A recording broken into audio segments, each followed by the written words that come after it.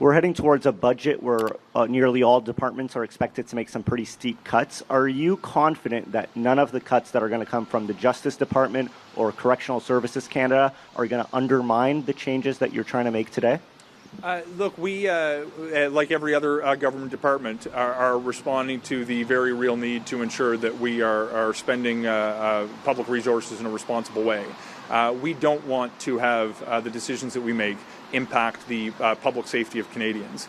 We've worked to ensure that we can continue to offer the programs that we believe are having the maximum impact for people who interface with the justice system, and importantly, to reduce in many instances the number of instances during which a person has an interface with the criminal justice system.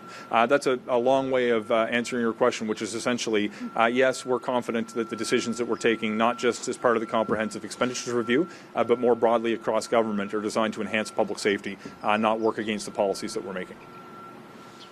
Hi, Olivier Ferron-Boissé de TVA. We've heard calls for your government to remove the principle of restraint. You've chosen not to do it. Instead, you're proposing to direct police and courts on how to apply the principle of restraint.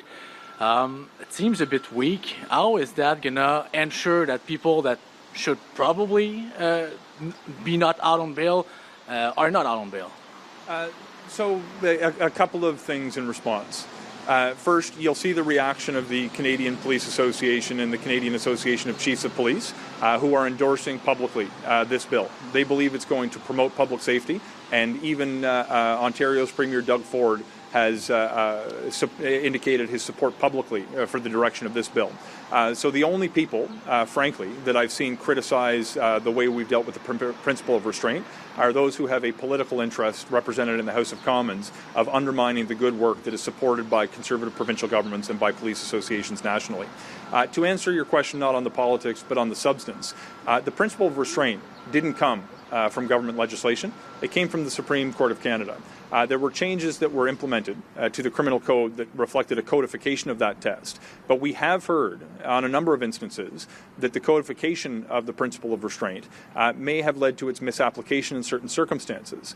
We are introducing changes to the criminal code that fundamentally shifts how the principle of restraint is dealt with in the text of the criminal code.